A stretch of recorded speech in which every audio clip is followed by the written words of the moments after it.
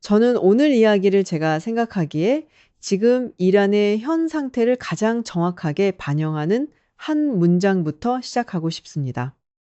미국의 한 장군이 폭스 뉴스에 출연해서 이런 말을 했습니다. Iran only has two choices left. Surrender or collapse. 이란에는 이제 두 가지 선택지만 남아 있습니다. 항복하거나 붕괴하거나. 저는 이 발언을 처음 들었을 때 잠깐 멈췄습니다. 미국 장성이 방송에 나와 이런 말을 한다는 것.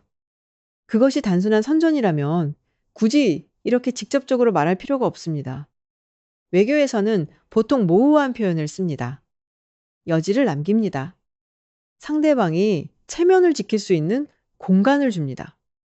하지만 이번에는 달랐습니다. 항복하거나 붕괴하거나 이 두 가지 외에 다른 선택지는 없다고 공개적으로 선언한 것입니다. 저는 그것이 과장이 아니라는 것을 이란의 현실이 증명하고 있다는 사실이 더 무겁게 느껴졌습니다. 도널드 트럼프가 계속해서 강조하는 것이 있습니다.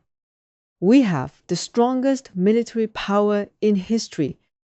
저는 트럼프의 이런 발언들을 처음에는 늘 하는 과장 섞인 자기 과시 정도로 듣는 경우가 많았습니다. 하지만 이번에는 다르게 들렸습니다. 왜냐하면 그 발언이 말로만 끝나지 않았기 때문입니다. 워싱턴은 실제로 움직였습니다.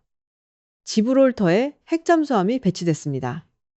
필리핀과 일본과 함께 발리카탄 연합훈련이 이전보다 훨씬 강화된 규모로 진행됐습니다. 그리고 그 훈련에서 미사일이 중국 방향을 향해 발사됐습니다. 동시에 이란의 석유 네트워크 전체를 옥죄는 제재망이 더 촘촘하게 더 빠르게 조여졌습니다. 저는 이것들이 각각 별개의 사건이 아니라는 것을 즉각적으로 느꼈습니다. 이것은 하나의 통합된 전략입니다. 매우 계산되고 매우 의도적인 전방위 압박입니다. 진행자가 이것을 이렇게 표현했습니다. 이것은 전방위 힘의 과시입니다. 그리고 그 힘의 과시는 이란만을 향한 것이 아닙니다. 군사적 억지력에 대해 조금 더 깊이 생각해 봤습니다. 억지력은 실제로 사용될 때보다 보여줄 때 더 효과적으로 작동하는 경우가 있습니다. 핵무기가 가장 대표적인 예입니다. 핵무기는 실제로 발사되는 순간 모든 것이 끝나기 때문에 그것을 가지고 있다는 사실 자체가 가장 강력한 억지력이 됩니다. 그 논리를 확장하면 상대방이 저들이 진짜로 할 수 있겠구나, 그리고 실제로 할 의지가 있구나 라고 느끼는 순간 전쟁 없이도 원하는 것을 얻을 수 있습니다. 트럼프 행정부가 지금 하고 있는 것이 바로 그것입니다. 핵잠수함을 지브롤터에 배치하는 것. 그것은 이란에게 보내는 메시지입니다. 지중해와 중동 전체에서 우리는 언제든 행동할 수 있다는 것. 발리카탄 훈련에서 미사일을 중국 방향으로 발사하는 것. 그것은 중국에게 보내는 메시지이기도 하지만 동시에 이란에게도 보내는 메시지입니다. 미국은 여러 전선에서 동시에 압박을 가할 수 있는 능력과 의지가 있습니다. 이란은 오랫동안 미국이 여러 곳에서 동시에 싸울 수 없다는 것을 전략적 계산에 넣었습니다. 이라크 전쟁이 있었고, 아프가니스탄이 있었고, 중국과의 경쟁이 심화되고 있었습니다. 그렇게 분산된 미국이 이란을 동시에 강하게 압박하기는 어려울 것이라는 계산. 하지만 지금 워싱턴은 그 계산이 근본적으로 틀렸다는 것을 실제 행동으로 보여주고 있습니다. 하지만 이란에게 찾아온 가장 큰 충격은 미국에서 온 것이 아니었습니다. 그것은 베이징에서 왔습니다. 더 정확하게는 시진핑의 입에서 나왔습니다. 미중 정상회담, 세계가 주목하는 그 자리에서 매우 주목할 만한 일이 있었습니다. 베이징이 두 가지를 동의한 것으로 알려졌습니다. 이란의 핵 보유에 반대한다는 것, 그리고 호르무즈 해협의 개방을 지지한다는 것.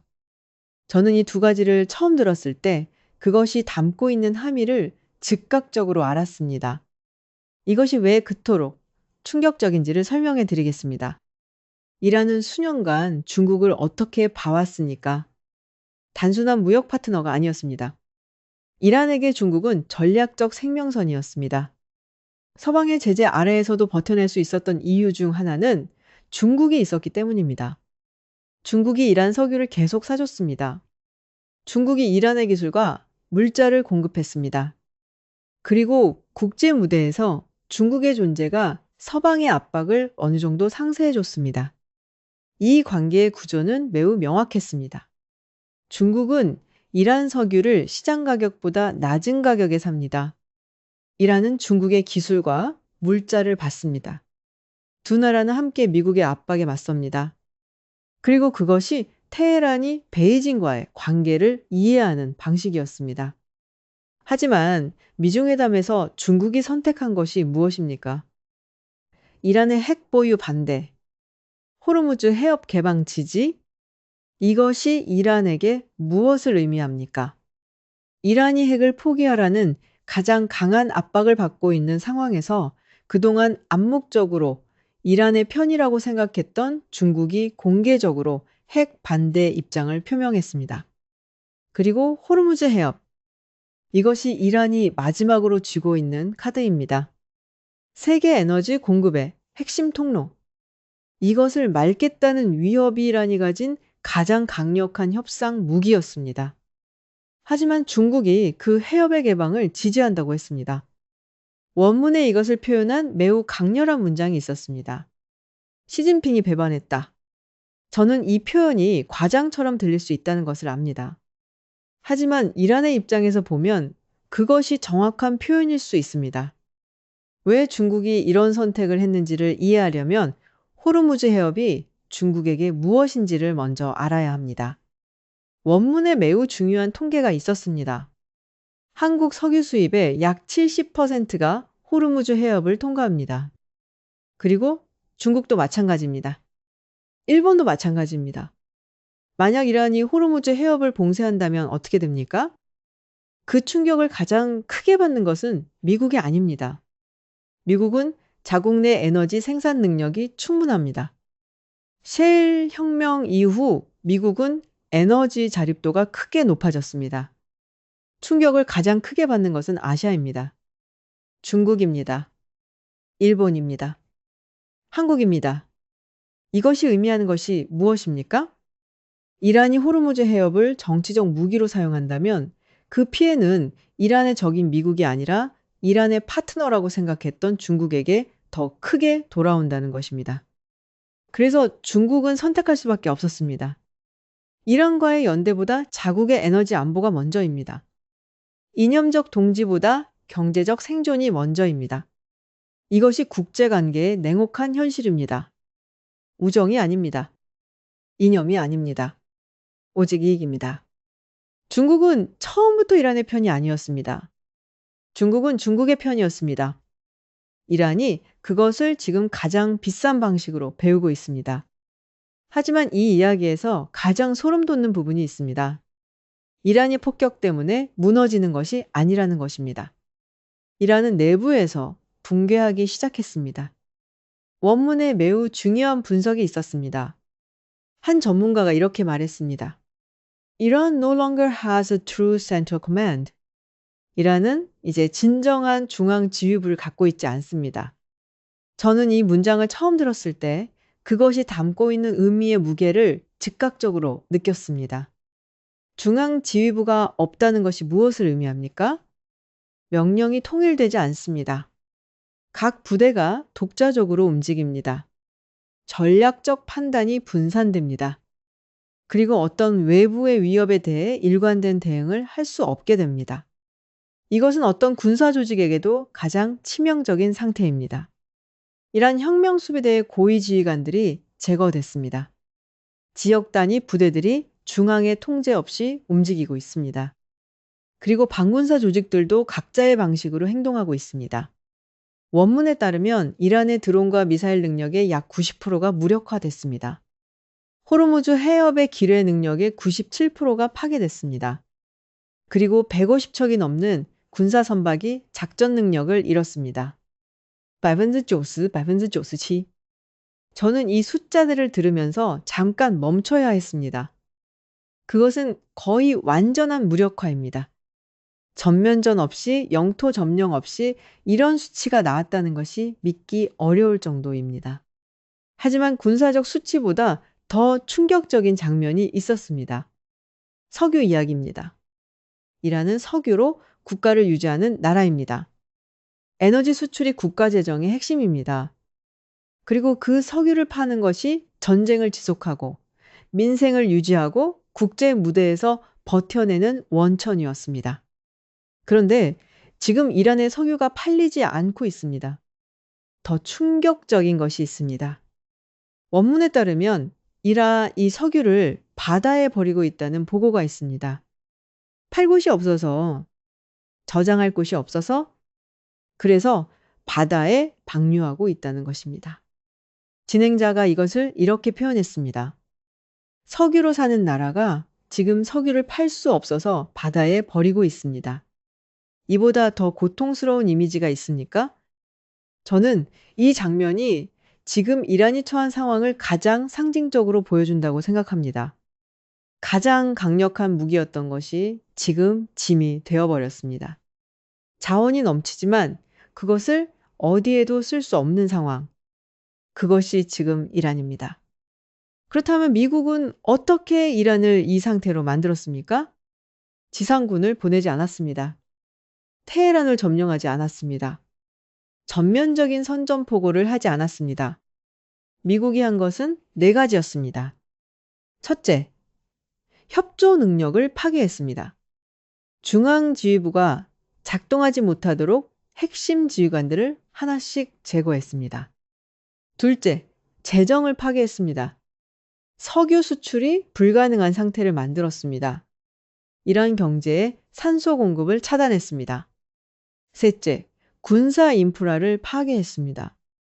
드론, 미사일, 선박, 기뢰. 이란이 보복수단으로 사용할 수 있는 모든 것들을 체계적으로 무력화했습니다. 넷째, 의사결정 능력을 파괴했습니다.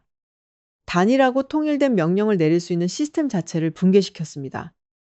진행자가 이것을 이렇게 표현했습니다. 이것이 현대전쟁의 새로운 문법입니다. 점령 없는 파괴, 선전포고 없는 무력화, 지상군 없는 체제 붕괴. 자, 이제 가장 중요한 질문입니다. 미국이 이란에게 이 모든 것을 하는 진짜 목적이 무엇입니까? 저는 이란이 최종 목표가 아니라고 생각합니다. 이란은 메시지입니다. 그리고 그 메시지의 진짜 수신자는 따로 있습니다. 미중 정상회담에서 두 나라가 재확인한 것이 있습니다. 북한은 핵을 가질 수 없다. 미국과 중국이 모든 것에서 대립하는 시대에 이 하나의 원칙에서 같은 목소리를 냈습니다. 진행자가 이것을 매우 날카롭게 분석했습니다. 트럼프가 시진핑에게 했을 가능성이 있는 말이 있습니다. 만약 중국이 북한 문제를 해결하지 못한다면 미국이 미국의 방식으로 해결할 것입니다. 미국의 방식으로 해결한다는 것. 그것이 무엇을 의미합니까? 이란 모델입니다.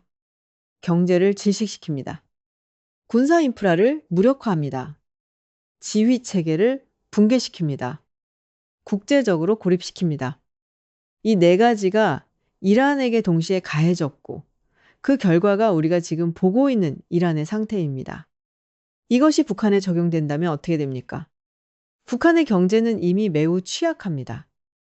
하지만 이란 모델 수준의 압박이 가해진다면 그것은 차원이 다릅니다.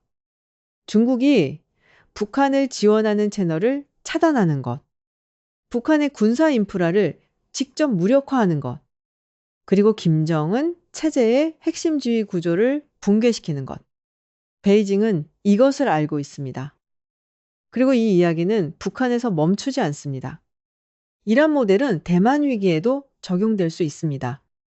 만약 중국이 대만에 대해 군사적 행동을 취한다면 미국이 비슷한 방식으로 대응할 수 있습니다. 전면전 대신 중국 경제를 질식시킵니다. 중국의 에너지 수입 경로를 차단합니다. 중국의 군사 인프라를 목표로 삼습니다. 그리고 중국의 금융 시스템을 봉쇄합니다. 중국은 이란이 당한 것을 눈앞에서 보고 있습니다. 그리고 그 모델이 자신에게 적용될 수 있다는 것을 알고 있습니다. 미국이 이란에게 하고 있는 것은 세계를 향한 일종의 시연입니다. 우리가 어떤 능력을 갖고 있는지, 그리고 그것을 사용할 의지가 있는지를 전 세계에 보여주는, 이제 저는 이 모든 이야기가 가리키는 가장 본질적인 결론을 꺼내놓으려고 합니다. 세계가 지금 힘의 과시 전쟁 시대로 접어들고 있습니다. 미국이 움직이고 있습니다. 핵잠수함 하이마스, 발리카타 훈련, 항공모함 러시아도 움직이고 있습니다. 지르콘, 사르마트, 핵훈련 우크라이나 전쟁은 계속됩니다. 중국도 움직이고 있습니다. 해군력 증강, AI 군사화, 대만 압박, 중동에서의 영향력 확대, 그리고 이 세 강대국이 동시에 군사력을 과시하는 이 상황의 이면에는 하나의 공통된 논리가 있습니다. 힘을 보여주지 않으면 약하다고 보인다. 미국이 이란에 압박을 가하는 것을 보여주지 않으면 다른 나라들이 미국의 결의를 의심할 수 있습니다. 그래서 보여줍니다. 러시아가 핵 훈련을 하지 않으면 서방이 더 강하게 압박할 수 있습니다. 그래서 합니다. 중국이 대만 주변에서 군사 훈련을 하지 않으면 대만 독립 움직임이 강해질 수 있습니다. 그래서 합니다. 모든 나라가 자신의 행동을 방어적으로 정의합니다. 하지만 그 방어적 행동들이 쌓여가면서 세계 전체의 긴장이 높아집니다. 저는 이 역설이 역사에서 이미 나타난 패턴이라는 것을 강조하고 싶습니다. 제1차 세계대전 이전 유럽의 상황이 그랬습니다. 각 나라들이 자신의 안보를 위해 군비를 강화했습니다. 동맹을 맺었습니다. 모두가 자신은 방어적으로 행동하고 있다고 생각했습니다. 하지만 그 방어들이 맞물리면서 사라예보의 작은 총성 하나가 전 세계를 전쟁으로 끌어들였습니다. 아무도 원하지 않았던 방식으로, 아무도 예상하지 못했던 규모로 지금 세계가 그 패턴을 반복하고 있지 않은지를 저는 매우 진지하게 생각합니다. 그리고 진행자가 오늘 이야기 전체를 관통하는 가장 무서운 통찰을 제시했습니다. 가장 두려운 것은 전쟁이 시작되는 것이 아닙니다. 가장 두려운 것은 전쟁이 시작됐을 때 아무도 그것을 통제할 수 없는 상황입니다. 저는 이 문장 앞에서 오래 멈췄습니다. 전쟁이 통제 불가능해지는 순간이 언제입니까? 모든 강대국이 동시에 힘을 과시하고 있을 때, 각 나라가 상대방의 행동을 최악으로 해석하기 시작할 때, 그리고 작은 오판 하나, 작은 사고 하나가 연쇄 반응을 일으킬 수 있는 구조가 완성됐을 때, 지금 세계가 바로 그 구조로 가고 있습니다. 이것이 우리와 무관하지 않다는 것을 마지막으로 강조하고 싶습니다. 한국 석유 수입의 약 70%가 호르무즈 해협을 통과합니다. 호르무즈 해협이 막히면 어떻게 됩니까? 한국의 에너지 공급이 직접적인 위협을 받습니다. 산업이 멈춥니다. 경제가 타격을 받습니다. 물가가 오릅니다. 그리고 우리의 일상이 흔들립니다. 이것은 중동의 누군가의 이야기가 아닙니다. 우리 모두의 이야기입니다. 이란이 우리에게 보여주는 교훈이 있습니다. 힘이 없으면 선택지가 없다는 것. 동맹을 맹목적으로 믿으면 결정적인 순간에 배신당한다는 것. 경제적 취약성이 군사적 취약성보다 더 치명적일 수 있다는 것. 그리고 누군가가 자신의 편이라는 착각 위에 전략을 세우면 결국 그 착각에 대가를 치르게 된다는 것. 한국의 입장에서 생각해 보십시오. 에너지의 70%가 호르무즈를 통과합니다. 반도체라는 전략적 자산을 갖고 있습니다. 미국의 동맹이면서 중국과 경제적으로 깊이 연결되어 있습니다. 그리고 북한이라는 직접적인 안보 위협을 안고 있습니다. 이 복잡한 구도에서 어떤 선택을 하느냐, 그것이 앞으로 수십 년의 우리 미래를 결정할 것입니다. 역사의 가장 위험한 순간들은 대개 모두가 자신이 옳다고 확신할 때 찾아왔습니다. 지금 세계의 세 강대국이 모두 자신의 행동을 정당화하고 있습니다. 그리고 그 정당화가 서로를 향한 불신을 키우고 불신이 긴장을 높이고 긴장이 또 다른 행동을 불러옵니다. 그 악순환을 끊는 것. 그것이 지금 세계가 가장 필요로 하는 것입니다. 하지만 그것이 얼마나 어려운지를 역사는 이미 보여주고 있습니다. 이란 사태는 지구 반대편의 이야기가 아닙니다. 그것은 지금 세계가 어떻게 작동하고 있는지를 보여주는 가장 생생한 교과서입니다. 그리고 그 교과서를 읽지 않는 나라는 다음 챕터에서 이란의 자리에 앉게 될 수 있습니다. 그것이 오늘 제가 여러분과 함께 가장 깊이 생각해 보고 싶었던 것입니다. 오늘 끝까지 함께 해주셔서 진심으로 감사드립니다. 다음에 또 뵙겠습니다.